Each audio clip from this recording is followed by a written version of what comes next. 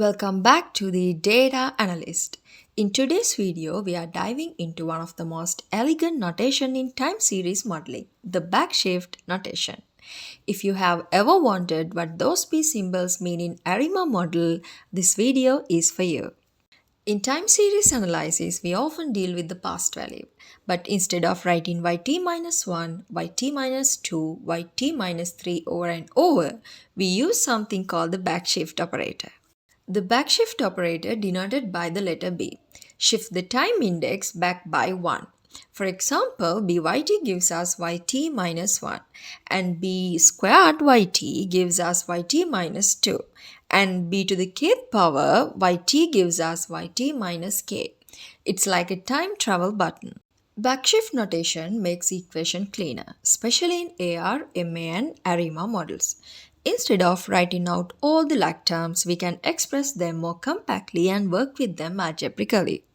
Let's see how to derive first order difference, second order difference, and third order difference.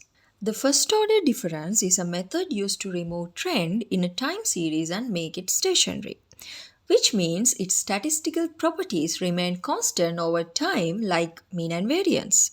The first order difference of a time series yt bar is yt minus 1. After substituting byt into the formula, we can write the formula in this way.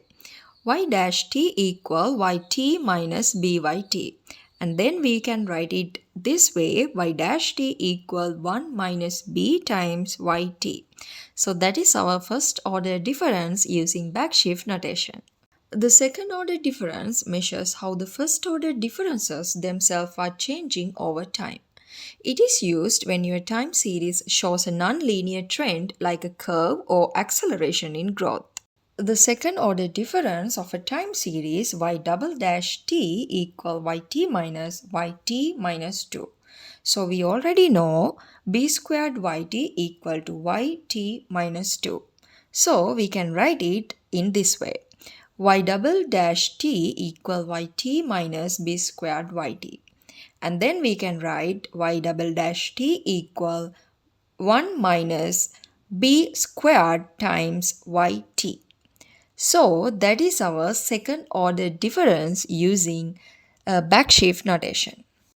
The third order difference measures the change in second order differences. It is useful when your data has a nonlinear trend of higher degrees like cubic, curve with inflection, or growth or acceleration. I'm not going to write all the formulas. Now you already know how to write third order difference. It is y triple dash t equal 1 minus beta cube times yt. If you found this video helpful, don't forget to like and subscribe for more on time series, forecasting and statistical modeling. And let us know in the comment what topic should we cover next.